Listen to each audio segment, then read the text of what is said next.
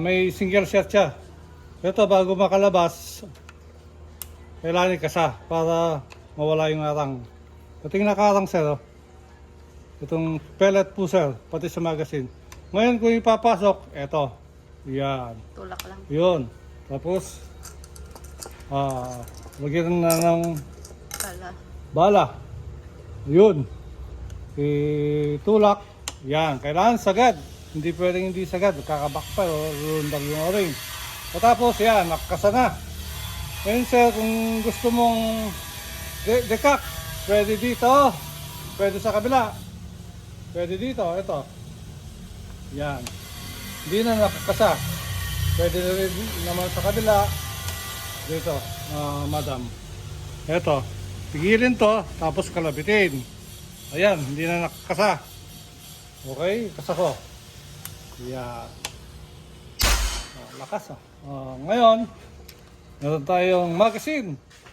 Ito naman. Ikasa para matalas yung pellet po sir. Pwede na itulak itong single shot. Ipapalit itong magazine. Papasok. Yan. Tapos itutulak. Nakakasa na. Malakasa na, may karga ng bala. Ngayon, nagbago isip mo. Gusto mo i-decaking. Hindi pwede sir dito.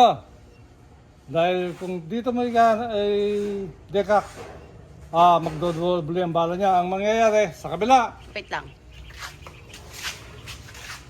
Dito sir, pipigilan mo yan.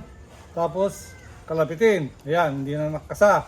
Ngayon, kung kakasama uli, dito rin. Okay, nakakasa na. Paputok ko. Okay. Thank you. Ano pa ba? Ito yung regulator niya. Maximum load, 3,000 PSI. Okay, huwag ka lalagpasan ng 3,000. Sa kabila, dito kinakargaan ang coupler niya. Tapos, ito yung trigger niya. May trigger lock siya sa ibaba. Ayun. Tutulak sa kabila. Magiging, yan, naka-lock na. Kung tatanggalin mo, eto, tulak mo dito. Okay? Pwede na. Tapos may, eto, folding back siya. At retractable. May power adjustment siya dito. Ito yung madam. Yun, oh. Kita ito? Mm. Power and tuning adjustment dito.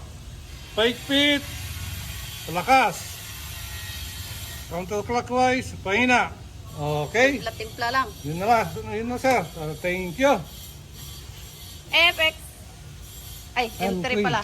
M3.